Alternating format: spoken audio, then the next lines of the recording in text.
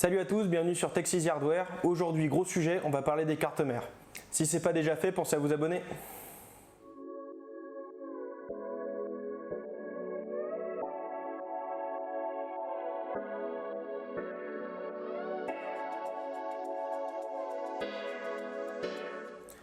Alors déjà, c'est quoi une carte mère? En fait, c'est pas compliqué, c'est tout simplement la colonne vertébrale de votre ordinateur. Absolument tous les composants qui sont dans votre ordinateur sont reliés à une carte mère. En fait, son boulot à elle, c'est de relier et de transmettre les informations d'un composant à l'autre. Elle fait également le lien entre l'alimentation et les composants qui sont directement branchés sur la carte mère et qui ne sont pas eux-mêmes branchés sur l'alimentation. En fait, sans carte mère, votre PC, c'est tout simplement un amas de pièces complètement inutile parce que la carte mère, c'est vraiment ce qui va unifier le tout. Alors la bonne question, c'est comment choisir la bonne sans se tromper. Le premier souci, c'est déjà la compatibilité avec votre processeur au niveau du socket et du chipset. Donc j'ai déjà fait une vidéo sur le sujet, sur les processeurs, donc je vous mets les liens dans la fiche et dans la description.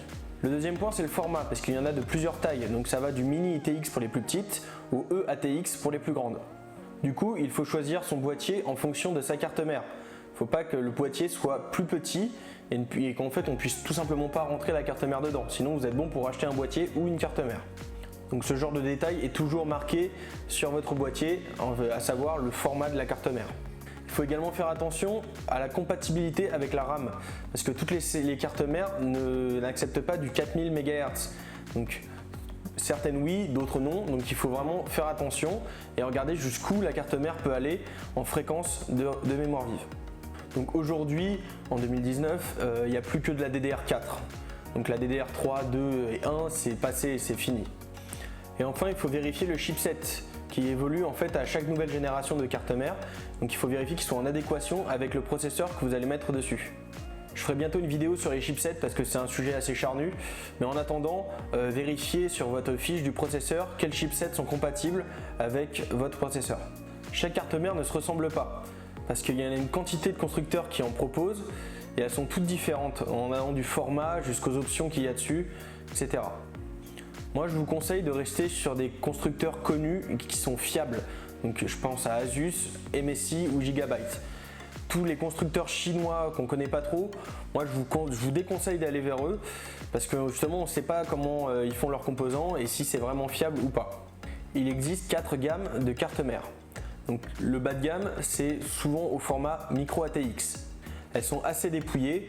En général, on a droit à un seul port PCI Express pour y mettre notre carte graphique et 2 slots de RAM pour y mettre 2 barrettes de RAM par exemple. Donc le prix se situe en général entre 20 et 80 €. Ces cartes micro ATX sont souvent utilisées pour des configurations bureautiques car elles nécessitent peu de puissance ou alors des configurations gaming pour des gens qui ont besoin de mobilité ou ayant juste peu d'espace. Mais le problème, c'est que quand on utilise ces versions gaming, forcément ça va coûter un petit peu plus cher parce que justement on cherche un peu plus de performance. Et donc là, on va retrouver ça dans le milieu de gamme. Et donc ce milieu de gamme s'adresse surtout aux gens cherchant un peu plus de polyvalence ou du gaming. Donc ici, ce qu'on retrouve le plus souvent, c'est du micro ATX gaming ou du format ATX.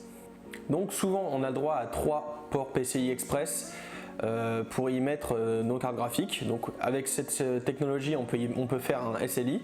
Et on a quasiment tout le temps 4 slots de RAM, donc pour y mettre 4 barrettes de RAM. Donc souvent la carte est mieux travaillée visuellement, donc elle rend un petit peu mieux dans l'ordinateur. Et c'est aussi ça que vous allez payer, le design. Ensuite il y a le haut de gamme, donc cette gamme s'adresse principalement aux gamers ou les gens cherchant plus de puissance. Donc ici la base de la carte mère reste la même, vous aurez toujours 3 ports de PCI Express, 4 slots de RAM. La seule différence, ça sera au niveau des options. Donc en fait, plus vous en aurez, plus la carte mère coûtera cher forcément. Donc quand je dis options, je pense notamment au Wi-Fi intégré, au Bluetooth intégré, un meilleur design, un meilleur chipset. Donc tout ça, tous ces petits trucs vont venir s'ajouter en fait au prix et vont faire que votre carte mère sera un petit peu mieux.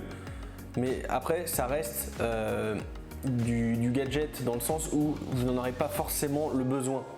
Si vous en avez le besoin, il faudra mettre un petit peu plus d'argent. Donc les prix dans cette gamme vont entre 120 et 700 €, sachant que vous trouverez la majorité des cartes entre 120 et 300 €. Les 700 €, c'est bon pour l'élite, vous aurez absolument tout ce qu'il faut sur la carte mère. Mais ce sera des Asus, Maximus, etc. Et enfin, il y a le très haut de gamme. Donc là, ça s'adresse plus du tout au même type de public.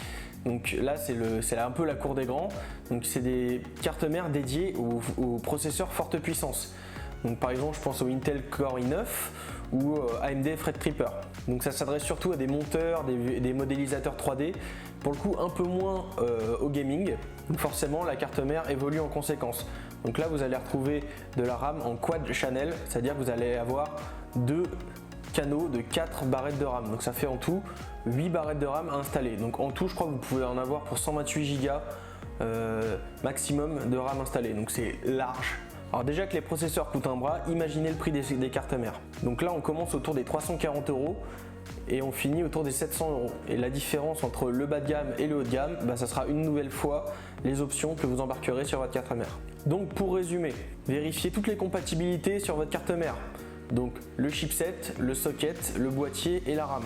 Prenez la gamme qui vous correspond. N'allez pas acheter une carte mère avec un Intel Core i9 que vous allez payer une blinde pour juste aller sur Word et Excel. C'est complètement inutile. Et enfin, prenez une marque fiable qui a fait ses preuves. Donc je redis Asus, MSI ou Gigabyte. Voilà, la vidéo touche à sa fin. J'espère que vous aura aidé à faire votre choix. Si la vidéo vous a plu, n'hésitez pas à lâcher un like et à vous abonner. Je répondrai à toutes vos questions dans les commentaires. En attendant, salut, portez-vous bien.